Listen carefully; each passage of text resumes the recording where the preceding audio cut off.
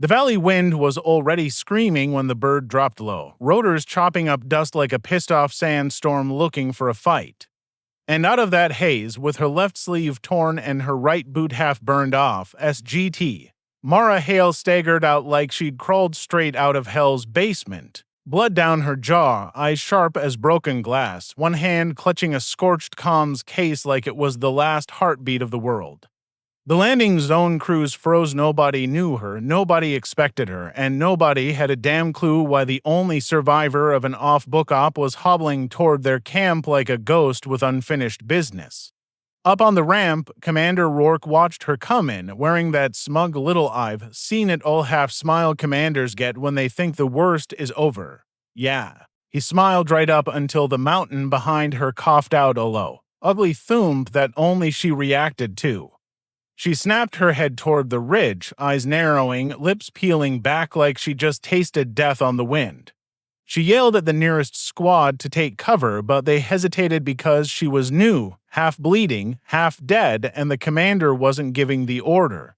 Then the second thump hit closer, sharper, unmistakable. Incoming mortar. She shoved two soldiers down before the first blast punched into the dirt not 20 yards behind her, showering the landing zone with shrapnel and fire. That was the exact second the commander's smile evaporated like someone slapped the arrogance right off his face. She roared orders nobody taught her, tight, lethal, textbook perfect, and the whole squad suddenly moved like she'd just hijacked their nerves and rewired them. It wasn't chaos, it was choreography. Her choreography. By the time the dust settled, the base alarms were wailing and medics were dragging wounded off the line. And there she stood in the middle of it, breathing hard, staring at the commander with that look soldiers get after they've watched too many friends die and don't have room for anyone's ego. She walked past him without saluting, without slowing, just letting her boots echo through the tent city like judgment itself was clocking in for a shift. Everyone stared, whispered, "That's Hale."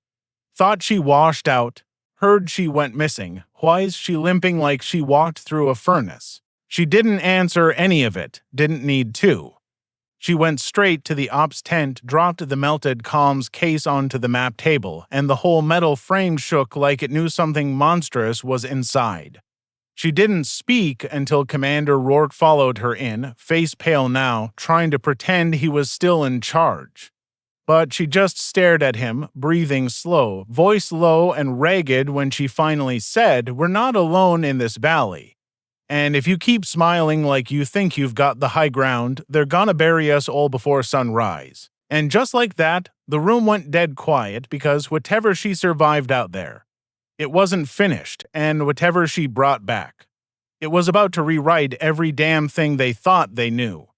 The ops tent smelled like sweat, diesel, and bad intel. Commander Rourke stood at the front, tapping the screen like a high school teacher who thought he owned the room. Mara Hale didn't even sit, she just leaned on the table, arms crossed, eyes drilling holes through the satellite feed. He started rattling off the official picture, enemy in retreat, valley quiet, nothing but scattered signatures. She finally cut him off with a cold, flat "That map is lying to you." The room froze. Rourke frowned but let her talk, mostly to humor the limping survivor. Her voice stayed calm as she pointed out for mortar pits to fake trails and a shadow network dug into the canyon walls. Rangers stared like she'd hacked the enemy's brain. Rourke's jaw twitched. Her intel contradicted every line on his screen, and the worst part, every damn thing she said fit to perfectly to ignore. Night vision green. Heartbeat loud. The memory hit her like a boot to the ribs. 1 minute, her squad was creeping through the canyon on a recon run. The next, enemy drones sliced the darkness with infrared beams like they'd been waiting for them. First explosion lifted Ramirez clean off the ground. Hale screamed for cover, dragging Cortez behind a boulder as tracer fire stitched the sand inches from her face. Their comms shorted out, jammed so hard the radio screamed static. She watched her squad leader get cut down before he even got a shot off. The last order she heard through the broken headset was, "Hale, fall back, it's over." She refused. She hauled the wounded on her back, stumbling, gasping, bleeding through her gear. She swore she'd return for the ones she couldn't carry. But when she did, the canyon was nothing but smoke and ghosts. Rourke didn't believe her, so he sent Recon Team Echo to double-check the valley. Hale didn't argue. She just watched their icons blink across the screen like she already knew the punch line.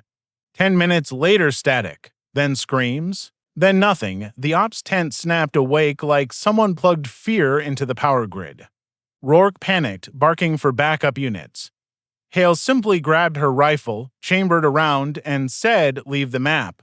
I'll show you where they died." He tried to stop her protocol, chain of command, blah blah blah, but she brushed past him like he was a shadow without weight.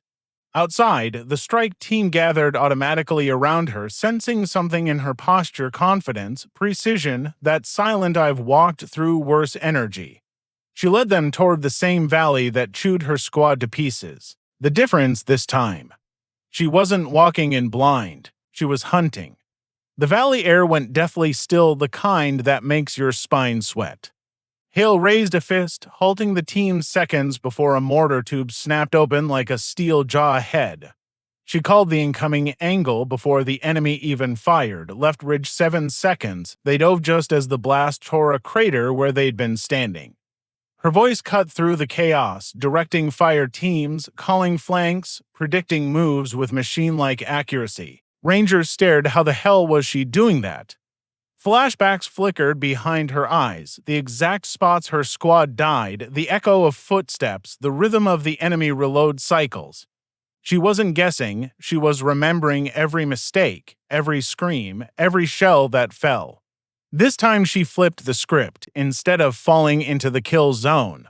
She dragged the enemy into hers. Back at base, Rourke watched the drone feed with growing horror. Every maneuver the enemy threw, every flank, every push Hale countered like she'd choreographed the whole damn battle weeks ago. When the enemy attempted a side sweep, he barked at the screen like a coach yelling at ghosts. Hale was already on it, positioning snipers, shifting fire lanes, turning the flanking force into a pile of bodies before they even got close. The strike team started treating her like the de facto commander. Hell, they barely checked in with Rourke anymore. His smirk, that arrogant little badge of superiority, evaporated completely. He wasn't watching a soldier. He was watching someone operating on an entirely different plane, a predator playing with prey that didn't know it was already dead. And the worst part, she wasn't even breathing hard. In the final push, Hale led the team toward the enemy's last escape route, a choke point carved between 2 cliffs. She moved with a precision no standard ranger training produced. She signaled in patterns Rourke didn't recognize.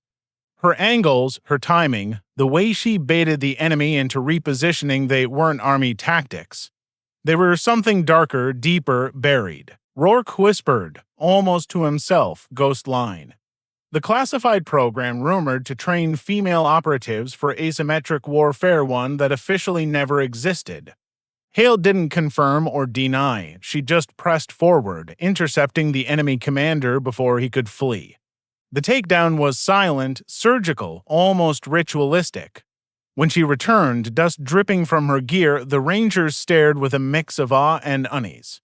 She wasn't just a survivor. She was a ghost walking back into the land of the living. The air was thick with cordite and dead silence when the team limped back into base. No cheers, no high fives.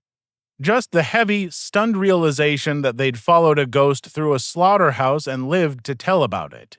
Hale walked ahead of them, armor cracked, face streaked with dust and dried blood, looking like someone who'd been resurrected by spite alone. Commander Rourke stepped toward her, slow, humbled, swallowing whatever pride he had left. She didn't salute, didn't explain. Just set the scorched comms case into his hands like she was returning a ticking heart. "Next time," she murmured, voice low and deadly calm, "don't smile at the wrong moment." Then she turned and limped toward the med tent as if she'd already moved on to the next war. Rourke opened the case, his face drained. Whatever was inside wasn't intel, it was a warning, and it meant the valley was only the beginning.